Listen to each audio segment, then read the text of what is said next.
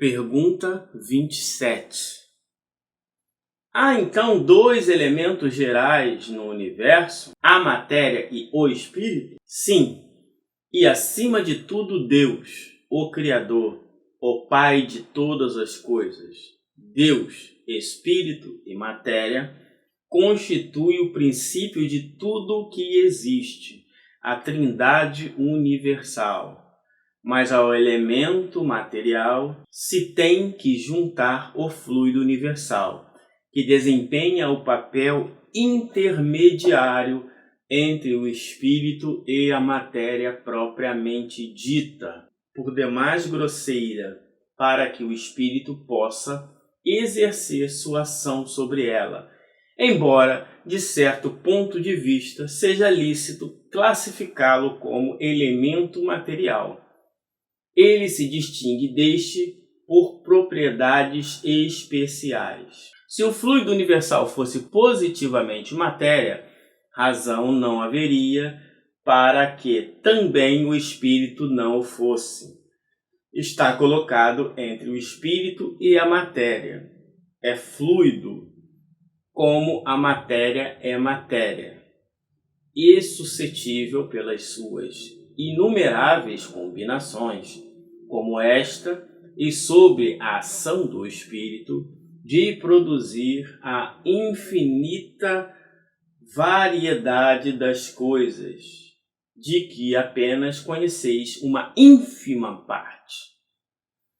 Esse fluido universal, ou primitivo, ou elementar, sendo o agente que o espírito se utiliza, é o princípio sob o qual a matéria estaria em perpétuo estado de divisão e nunca adquiriria as propriedades que a gravidade lhe dá. Então aqui é uma questão interessante, porque fica claro que existem dois elementos no universo e Deus, que é a causa primária de todas as coisas. Então, espírito é uma coisa, matéria é outra. O princípio espiritual se individualiza nos espíritos. O princípio material se individualiza nos infinitos materiais que nós conhecemos. Mas ele falou ali que o fluido, existe um fluido que... Esse fluido também é matéria, é apenas a matéria em um estado diferente. Só existem dois elementos no universo, espírito e matéria. O que não é espírito é matéria, o que não é matéria é espírito, e o que não é matéria nem espírito é Deus, e acabou. O resto são, vamos dizer assim, estados diferentes, condições diferentes para todos esses elementos. Okay? Por exemplo, a Terra, vamos falar de individualizações da matéria, olha quantos, trilhões de coisas individuais nós temos só na Terra, no planeta Terra. Então, a matéria é capaz de infinitas coisas, ok? Mas espírito não é nada disso. E ali ele fala, o estado de divisão, que as propriedades da matéria, geram várias coisas, como por exemplo a gravidade. Nós já estudamos isso, A gente está estudando lá o modelo padrão.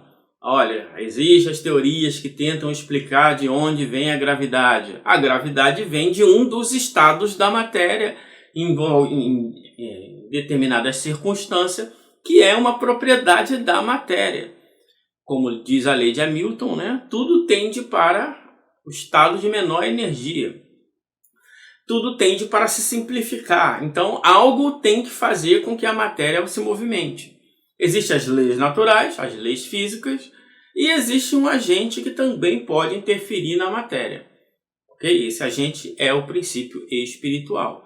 Então, não só as propriedades que a gravidade pode ter, como a propriedade de qualquer coisa. Nós sabemos que a matéria vira massa, nós sabemos que a energia vira massa, massa vira energia, que são propriedades relativas, que dependendo do estado, por exemplo, um próton pode virar um nêutron, e assim vai. Um nêutron pode virar um próton. Tudo pode se modificar de acordo com as circunstâncias daquele objeto.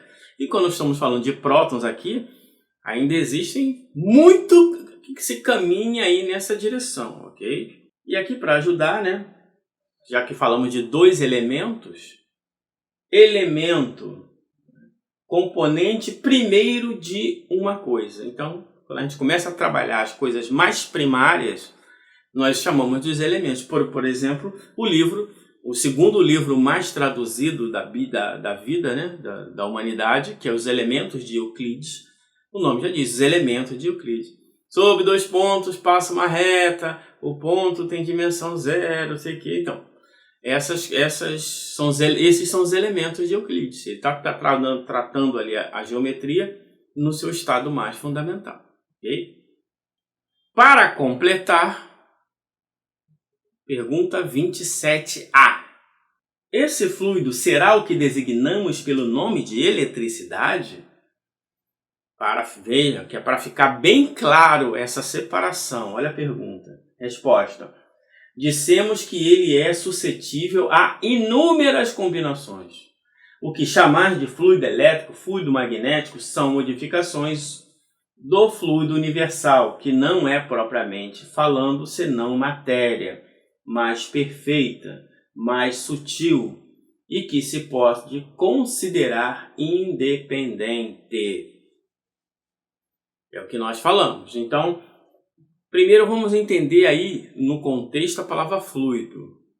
Quando Kardec trata de fluido aí, é algo que existe na matéria que ainda não está propriamente descoberto pela ciência. Naquela época eles não conheciam a teoria eletromagnética, a teoria quântica de campos, não conheciam várias outras coisas. Então, eles sabiam que existia uma atividade elétrica, existia uma atividade magnética e isso só pode vir por um meio. E esse meio que faz com que essas coisas aconteçam à distância, eles chamavam de fluido. Então, tudo que acontecia, mas não se sabia como era essa natureza, eles chamavam de fluido. Então, por exemplo, fluido calórico, fluido luminoso, fluido elétrico.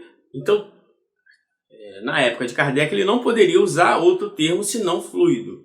Então, fluido, tudo aquilo que acontece e que eu ainda não sei as propriedades, ou a ciência material não chegou lá ainda, eu posso chamar de fluido sem problema nenhum. Okay? O que chamar de fluido, dissemos que ele é suscetível a inúmeras combinações. O que chamar de fluido elétrico, fluido magnético, são modificações do fluido universal, que não é, propriamente falando, senão matéria, mais perfeita, mais sutil e que se pode considerar independente. Então, é uma matéria num estado que nós ainda não temos condições de apreciar. Muitas dessas citadas aí, nós já chegamos lá e já conseguimos apreciar. Ok? Então, mas ainda é matéria. Então, tudo que não é princípio inteligente é matéria nos seus infinitos estados.